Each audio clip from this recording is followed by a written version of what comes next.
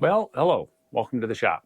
All right, so today wanted to bring out a plane I bought a while ago. I haven't really done any videos on it.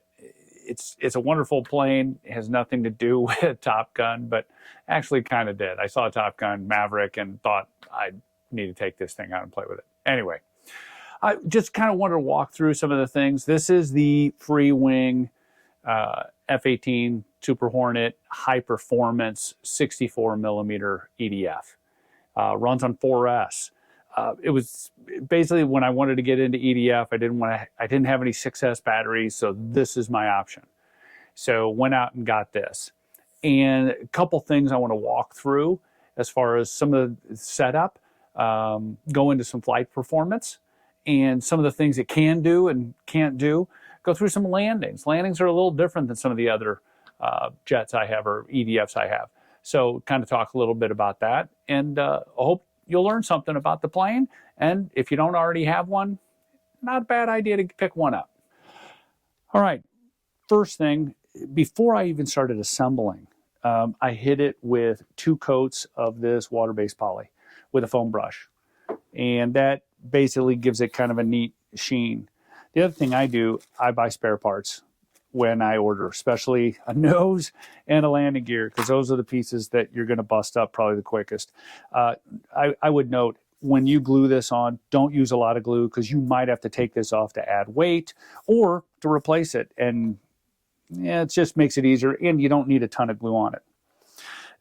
As far as, basically glued it together, assembled it as described in the manual. I'd use shelf tape or shelf material, glued down with foam tack, and just gives a little more grip. I don't like Velcro.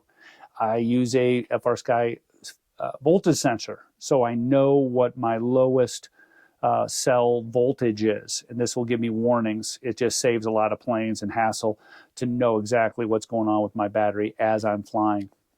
The only other modification I did from that perspective, little piece of tape on this that helps me lift that off. It has a pretty good locking mechanism, but I wanted something that I didn't smash everything. Underneath here, in these nozzles, there's basically a gap between where you glue it and where you have these nozzles that you have to glue on. And I use strips of clear packing tape to just make that transition nice and smooth. Somebody on RC Group said it was a great idea. Maybe it was. I didn't test it. Makes sense that you need to have a smooth transition, but that's pretty much it from the build. I'm going to put my throws where those are in the video here. And next. So 16 millimeters of throw for the ailerons. Here's where the stabilizer is just level, and here is full up, and next will be full down. I have about 30% Expo all around. I do want to go over a couple things on the bottom. Real quick, these little lights here. Wow, for 25 bucks, huge bargain. Lets me see this plane very well. I fly early morning, so it's helpful for me. Center of gravity. My center of gravity is around 9 millimeters to a centimeter back from that part right there. That gives me the ability to flare quite well on landings if I want to. Don't know how this thing will fly high alpha. I'm sure some guys probably have done it. I'm not good enough to figure that out. Maybe I will. Who knows?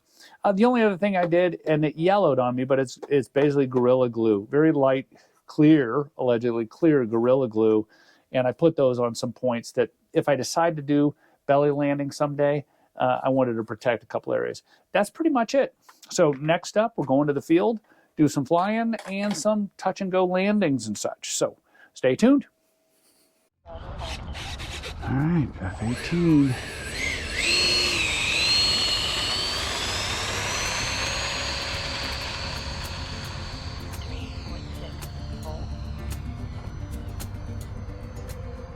For the most part, she takes off real easy.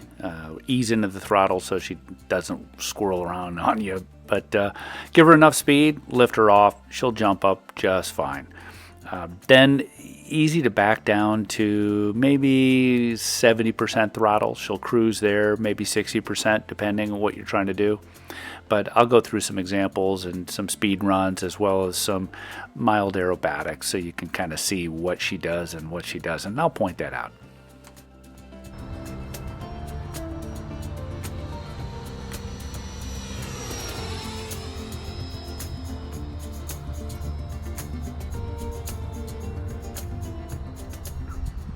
Most of this is around 70-75% throttle, and she'll do, cruising around just fine with that. There are a couple times where I'll shoot up, go into a split S and come back around. I'll be going into full throttle. You'll also hear my sensor calling out 3.6 volts. This is 30-degree weather, Fahrenheit, and so the batteries are sagging a little bit on me whenever I hit full throttle.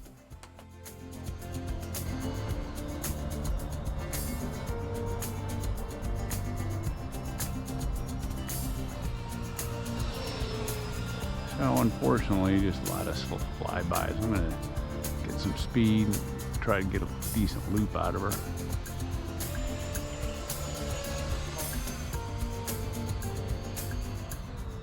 Loops take full throttle, or you're not gonna get one without it.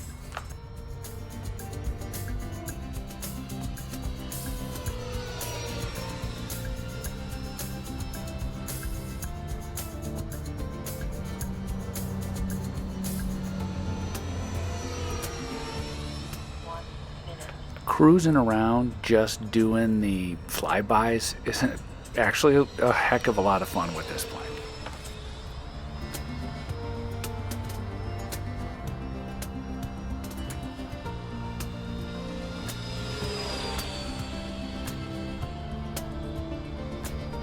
Some good flybys.